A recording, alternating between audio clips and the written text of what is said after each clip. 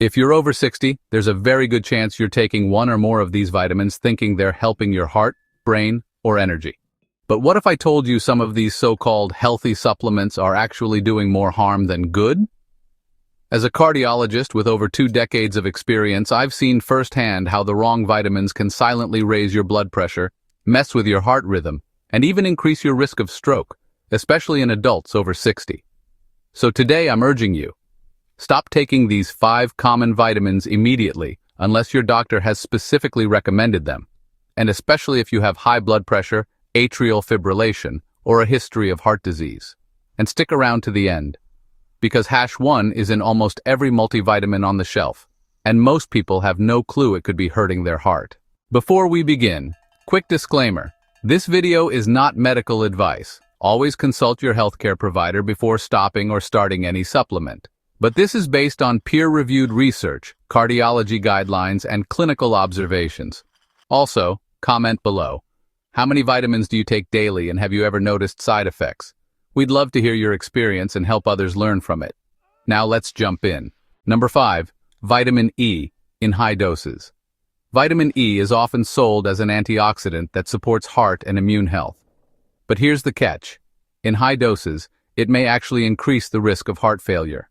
A major 2005 study in JAMA found that high-dose vitamin E, over 400 IU day, was associated with a higher risk of all-cause mortality, especially in older adults with pre-existing conditions.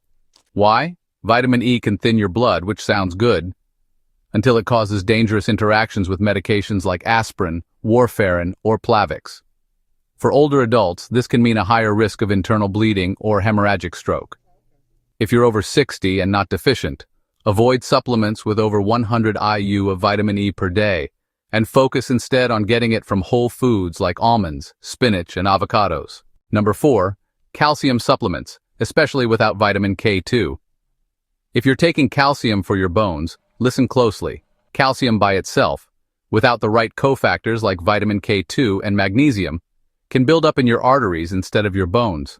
That's right.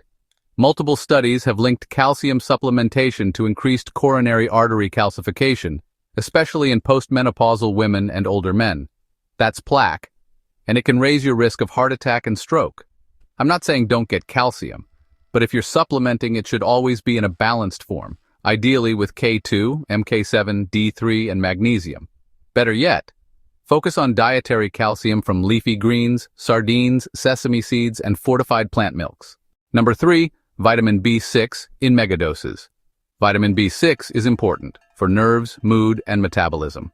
But megadoses, often found in energy vitamins or brain health stacks, can be toxic over time. In fact, adults over 60 who take over 100 milligrams daily are at higher risk of nerve damage, numbness, and even irregular heart rhythms. The safe upper limit is around 100 mg/day, but even doses as low as 50 mg/day long-term can cause issues, especially in seniors with slower liver metabolism. Stick to low-dose B complexes or get your B6 from food sources like bananas, salmon, chickpeas, and poultry, not megadose pills. Number 2, iron, unless you're deficient. Iron is critical, but only if you need it. For men and postmenopausal women, iron overload is actually more common than deficiency, and too much iron can damage your liver, heart, and pancreas, leading to conditions like hemochromatosis, which dramatically increases the risk of heart failure and diabetes. Iron is a pro-oxidant, meaning it fuels free radical damage in your tissues. If your doctor hasn't specifically told you to take iron based on blood work, avoid it, especially in multivitamins. Better strategy? Ask for a ferritin and iron panel at your next physical, and get iron from whole foods like beans, lentils, pumpkin seeds, and leafy greens, unless otherwise advised. Number 1, folic acid, synthetic form of folate.